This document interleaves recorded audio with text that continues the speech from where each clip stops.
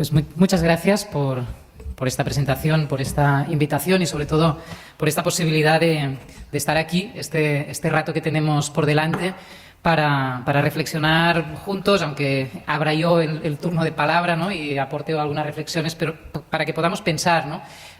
Un poco qué se juega cuando nos vinculamos unos con otros a través de prácticas y relaciones de aprendizaje, que es de lo que va la educación, ¿no? Si la entendemos así, un vínculo que se establece entre distintos personas, situaciones y elementos a través de prácticas de aprendizaje que de algún modo nos transforman y transforman esos contextos, esos mundos y esas relaciones mismas, ¿no? Entonces, pensar sobre eso, pensar sobre esto es hablar de muchas cosas, es hablar de políticas, hablar de instituciones, es hablar de afectos, es hablar de expectativas, es hablar de futuros, es hablar de poder, porque la educación es un espacio, ¿no? También de construcción e imposición de relaciones de poder, pero también de resistencia, de creación y de transformación, ¿no? Entonces, a mí, la educación no como sistema educativo, ¿no? Sistema institucional educativo, sino como relación, esta relación de la que hablaba ahora, ¿no? Este vínculo que establecemos unos con otros a través de los aprendizajes, para mí ha sido, digamos, uno de los nervios continuos de todo lo que siempre he ido pensando, ensayando, experimentando, practicando, tanto en los espacios formales para la educación, como son la universidad o las escuelas, como también en los espacios del activismo y la política. Yo creo que son también espacios de aprendizaje. Hacer política o hacer activismo no es aplicar teorías que ya sabemos a la acción, sino que es aprender con otros a vivir juntos y a crear condiciones de vida más justas, más igualitarias, más dignas, más vivibles para la vida en común. Y también en lo que serían pues espacios más de experimentación y de agitación cultural, porque pienso que también, digamos, la cultura no es un sistema en el que simplemente se representen, ¿no?, las expresiones y las obras de aquello que la educación nos permite crear, sino que también la cultura no es nada si no es pues ese medio en el que reaprendemos a vivir juntos y aprendemos juntos a vivir. Por lo tanto, educación, entendido de esta manera, no como un sistema institucional separado y preparatorio para la vida cultural, para la vida política, para la vida ciudadana, sino como relación y tejido vivo, ¿no?, que nos vincula unos a otros cuando estamos dispuestas a aprender la vida juntos y aprender juntos a vivir. Actualmente pienso que se siente, ¿no?, así como se dice, se siente que pasa algo, ¿no? Hay inquietud, hay agitación en el mundo educativo, se habla de todo tipo de crisis. Cuando se habla de crisis normalmente es que no se sabe muy bien qué decir, porque quiere decir que no se sabe de qué contextos y bajo qué parámetros estamos esperando qué, ¿no? Esto cuando hablamos hoy que todo está en crisis, pues en realidad lo que decimos es que se mueven, ¿no?, y que alguien está agitando o algo está alterando contornos que parecíamos reconocer. Hay inquietud en el mundo educativo. El proyecto del capitalismo global hoy, que es un capitalismo que es extractivo no solo de recursos materiales, ¿no?, de recursos energéticos, etcétera, sino que es extractivo también de vida, ¿no?, de nuestra subjetividad, de nuestros deseos, de nuestras emociones, de nuestros afectos.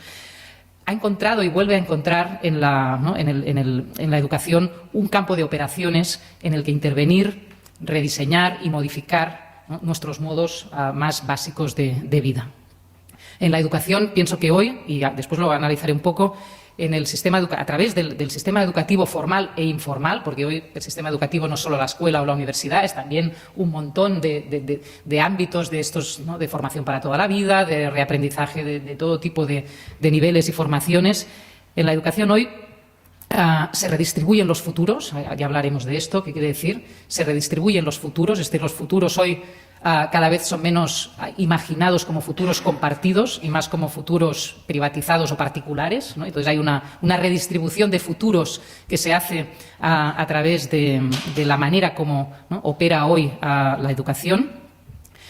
Pienso que también se jerarquizan las existencias, es decir, no somos quizá una sociedad estamental o de clase a la manera antigua o moderna de la palabra, pero sí somos una sociedad en la que las existencias, la posibilidad de existir más o menos, se jerarquiza de forma absolutamente casi particularizada, ¿no?, muy compleja, muy despiadada, muy cruel, pero de esta forma digamos, en la que la jerarquía ya no permite simplemente decir, ¿no?, burgueses, obreros o vasallos y señores, sino que es una distribución jerárquica de modos de existencia posible que hacen muy difícil saber dónde estamos respecto a otros, con quiénes estamos respecto a otros y, por lo tanto, también qué expectativas podemos tener con otros, ¿no?, y respecto a quién. Y, finalmente, se redistribuyen los futuros, se jerarquizan las existencias y se rediseñan las inteligencias, que yo creo que es una de las cuestiones clave de del proyecto del capitalismo actual, ¿no?, que pasa por un rediseño, y eso los que se dedican a las nuevas tecnologías saben mucho, pero no es una cuestión solo tecnológica, pasa por los modos de aprender y los modos de saber y los modos también de no saber. Se rediseñan las inteligencias de forma, creo que hoy, muy rápida, y después podemos compartir ejemplos concretos, ¿no?, de qué significa saber o no saber hoy, de qué manera la inteligencia se manifiesta como exitosa o como fracasada, respecto a qué tipo de operaciones, ¿no?, una persona se considera inteligente o no, incluso esas inteligencias múltiples que están hoy poblando, ¿no?, todas nuestras aulas, ¿no?, cómo nos sitúan respecto a lo que podemos esperar saber y lo que podemos esperar pensar, ¿no?, que de aquí partía la pregunta que me hacíais. Para situarnos en este terreno, ¿no?, en el que la educación ya no es ni basurero ni salvación, sino un campo de operaciones en el que se redistribuyen los futuros, se jerarquizan las existencias y se rediseñan las inteligencias, lo que os quiero proponer son 3 aproximaciones o 3 posibles definiciones abiertas de lo que podríamos entender como educación o como práctica educativa, para ver cómo desde cada una de ellas podemos pensar estos problemas o estos desafíos. La primera sería una aproximación más de tipo sociológico u objetivo y respecto a esta idea de futuro de la que os hablaba. Y yo diría que la educación, y es una primera aproximación que os propongo, ¿no?, a una definición tentativa de educación, sería ese conjunto de prácticas de aprendizaje del que hablábamos antes, ¿no?, en el que se concretan y se disputan las expectativas de una sociedad, ¿no? Es un conjunto de prácticas de aprendizaje que obviamente se dan en el presente. Ahora estamos aquí y después iréis a clase o sea, hay un presente vivo de las prácticas educativas y de aprendizaje, pero lo que pasa a través de ellas es que se disputan y se concretan las expectativas de cada sociedad, de esta forma que decíamos antes, distribuida, jerarquizada y desigualmente repartida. Es decir, cuando uno entra en una escuela, cuando uno entra en una universidad, cuando uno va a un curso de formación o de reciclaje profesional o de lo que sea, ¿no?, o hacer un cursillo del paro, la pregunta que hay detrás en cualquiera de estas actividades es ¿qué se puede llegar a ser?, ¿no? Hay un devenir, hay un llegar a ser, que quizá ya no tiene la narrativa y la épica de otros tiempos de llegar a ser alguien para siempre, ¿no?, porque vivimos en una sociedad precarizada, de cambios de guión muy rápidos, ¿no?, para todos, pero sí que se está llegando a ser todo el tiempo algo que a veces no llega a ser nunca, que fracasa, y aquí la importancia del fracaso en nuestras sociedades en relación a unas expectativas que pueden ser laborales. Pues cada una de vosotras pensará más o menos en los posibles trabajos o no que tendrán que ver con vuestra formación. A veces se estudia sin pensar en trabajar, a veces solo se estudia para poder trabajar. Eso ya depende de recorridos muy diversos, pero sí que, sea o no en relación a una salida laboral, se está tramando una vida, ¿no? Igual que se trama una historia, se trama en el sentido de que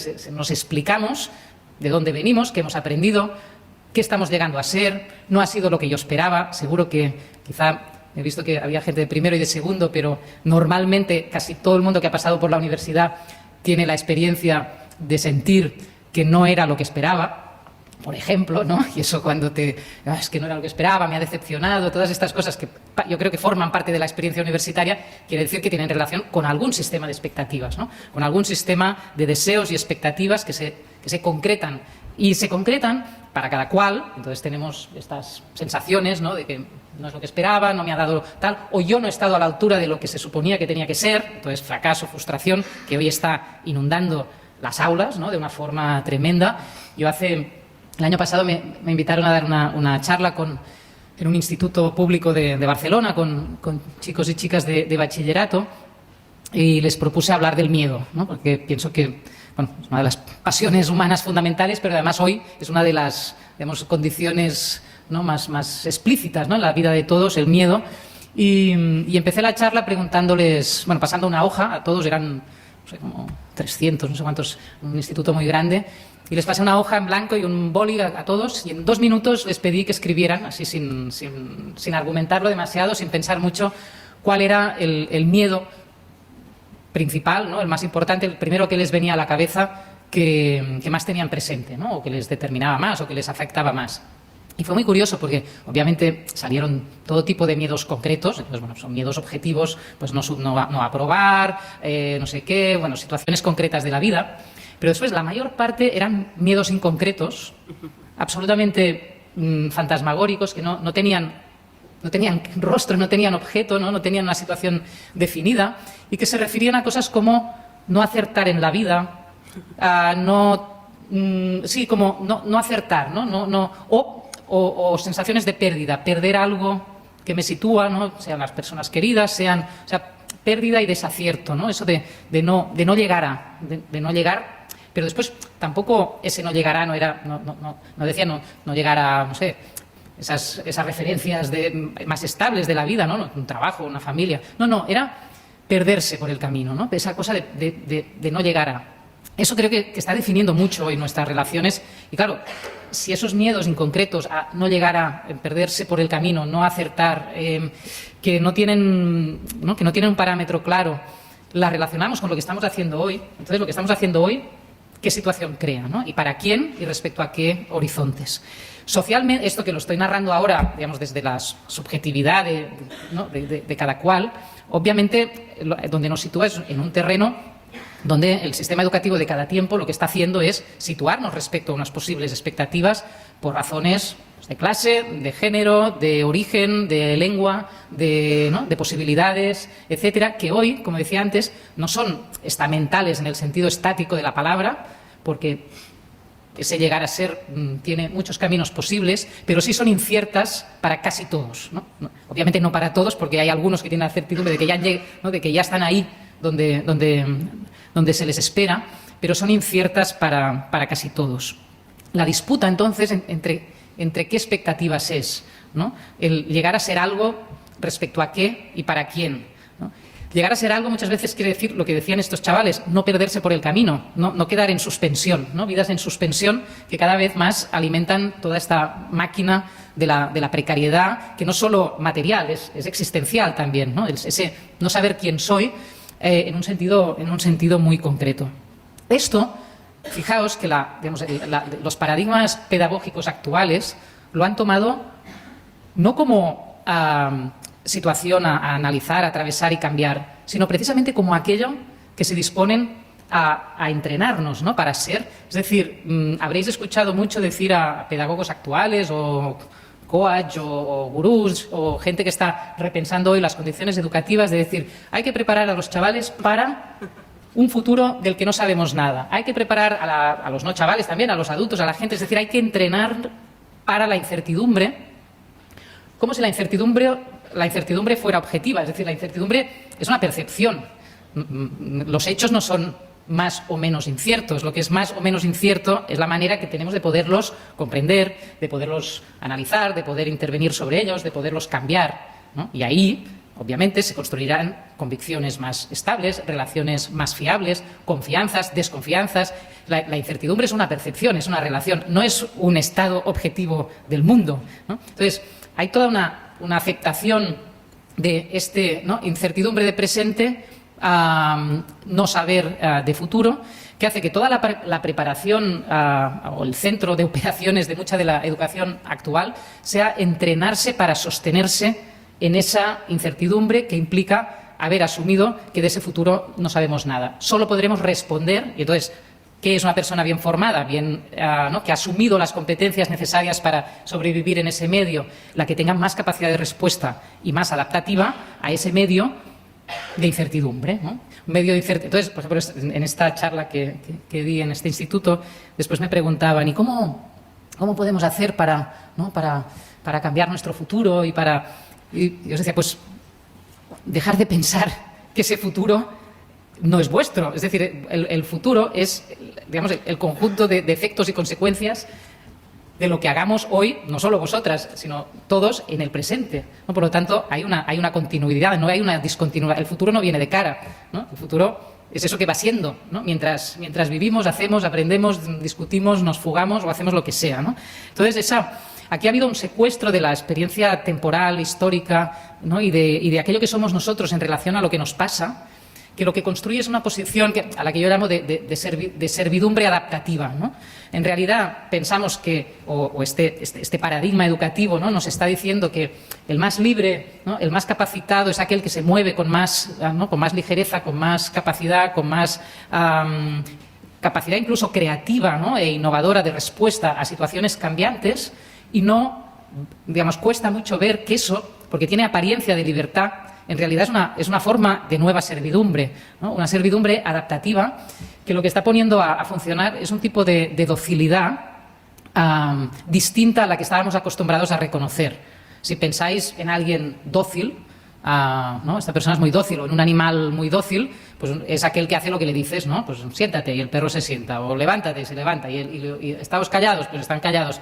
Pero este tipo de docilidad, que obviamente sigue funcionando para ciertos aspectos de la vida, no es la fundamental hoy. Es decir, hoy la docilidad pasa precisamente por ser capaz de estar transformando continuamente y adaptándose continuamente a condiciones de vida que consideramos que no son nuestras, ¿no? Que vienen de fuera y a las que hay que estar respondiendo constantemente. Por lo tanto, la docilidad no es obediencia ciega hoy, es capacidad de adaptación al cambio, ¿no? Capacidad de adaptación al cambio, de nueva formación, de readaptación, movilización permanente, ¿no? Para responder a eso que siempre es incierto. De aquí vienen muchas también de las cuestiones que hoy están en las aulas: gestión de las emociones, ¿no? Aprendizajes aparentemente líquidos, pero que, como digo, para mí son muy, digamos, nuevamente obedientes. Digamos, una apariencia de autonomía que en realidad para mí es un aprendizaje del autodominio, ¿no? De un dominio que ya no viene de fuera, del maestro que impone, de la institución, o no viene solo, se acumulan las formas de dominación, pero digamos que lo principal no es, ¿no? El mando que viene de fuera, sino aprender el autodominio, ¿no? Autorregular, ¿no? También es otra palabra muy de los paradigmas de nuestro tiempo, aprender la autorregulación. Pienso que el aprendizaje es transformador cuando precisamente altera los límites de aquello que percibíamos como posible en nosotros, ¿no? Y aquí se está aplicando exactamente, digamos, bajo esta lógica económica de la maximización, ¿no? de potencialidades, todo lo contrario, ¿no? No vayas por donde te harías daño, no avances por donde ¿no? hay abismos, ve regulando, ¿no?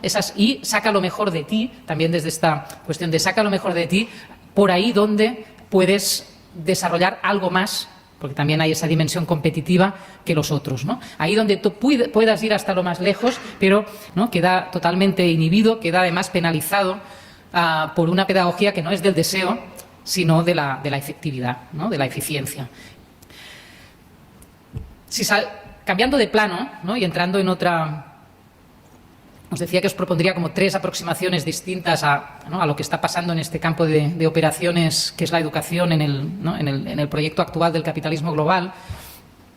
Podemos acercarnos a la educación también, a estas relaciones de aprendizaje que nos vinculan, ¿no? unos a otros, desde un punto de vista que yo le llamaría más de tipo existencial y estético no por artístico, sino estético, es decir, más cercano a lo que es la experiencia sensible, ¿no? del mundo, de lo que somos, de lo que hacemos estando aquí, ¿no? Y lo que nos pasa estando aquí, que es lo que significa existir, básicamente. Y yo diría que desde este punto de vista podríamos definir la educación como ese conjunto de prácticas, de nuevo, que lo que hacen es acoger la existencia, ¿no? Acoger la existencia para volver a imaginarla, ¿no? Acoger la existencia, ven aquí, ¿no? Cuando nos llega un hijo a la vida, cuando abrimos un colectivo con el que aprender juntos a pensar de otra manera, estamos recibiendo, ¿no? a existencias que van a componer con nosotros otros modos de estar juntos, y del mismo modo, ¿no?, cuando entramos en un espacio educativo esperamos, y no siempre pasa o muy a menudo no pasa, ser acogidos, ¿no?, por una comunidad, por un entorno, por unas propuestas, por unos elementos que nos den cabida en un mundo. ¿Para qué? Y aquí venía la segunda parte de la definición. Para volver a imaginar esta existencia, ¿no? Si solo nos acogen y nos dicen siéntate aquí, come de esta manera, ¿no?, o repite esta frase, pues es una acogida que tiene unos límites muy claros. Por ejemplo, esto lo discutíamos hace poco en Madrid en un proyecto de otra amiga, Susana, ¿no?, que está trabajando con jóvenes de África que vienen a España a compartir precisamente prácticas de aprendizaje y de creación de objetos y de relaciones comunitarias unos con otros, y hablábamos de la hospitalidad, de lo que está siendo hoy todo el drama de la frontera europea, ¿no?, y de sus modos de exterminar sin piedad a todo aquel que se acerque a nosotros. Hablábamos de, por ejemplo, el gran eslogan de queremos acoger, o Refugees Welcome, ¿no?, o Volem acollir en Cataluña, que ha sido todo un movimiento muy grande. Pero ¿qué es acoger? ¿No? Acoger es solo acompañarte a saltar la frontera y luego parametrar tu vida, ¿no?, y tus movimientos y tus expectativas hasta el punto de no dejarte vivir, o es otra cosa, ¿no? ¿Hasta dónde implica acoger? Y yo lo que proponía un poco como idea es: acoger es recibir, es dejar llegar, es decir, si solo recibes pero no dejas llegar a la vida, ¿no?, al poder, pues eso no es acoger, y poder decidir juntos algo, ¿no? Acoger es recibir, dejar llegar y abrir la posibilidad de decidir algo acerca de lo que vamos a considerar esa vida vivible. Por ejemplo, lo que hablábamos de la universidad. Si la universidad es solo un espacio de circulación al que se puede entrar para finalmente salir con un título más o menos valioso en el mercado, ahí no es un espacio de acogida. No hay educación que acoja ninguna existencia ni invite a imaginarla juntos. Todo lo contrario, es un espacio de circulación, ¿no? Hoy pienso que nuestras instituciones y nuestros espacios sociales, también nuestras ciudades, son meros espacios de circulación. Aunque estemos en ellos, aunque tengamos una vida en ellos, pero es una vida que circula, ¿no? Es una vida que pasa, es una vida que simplemente entra y sale, ¿no? Entonces, esta vida que pasa, que no llega, ¿no?, que no puede llegar, y que tampoco tiene un lugar en el que compartir decisiones, pienso que cada vez es más hoy la realidad también del sistema educativo, ¿no? Pasa, pero no decidas; pasa, pero no te roces con nada; pasa, pero no habrás llegado, ¿no?, mientras estás aquí.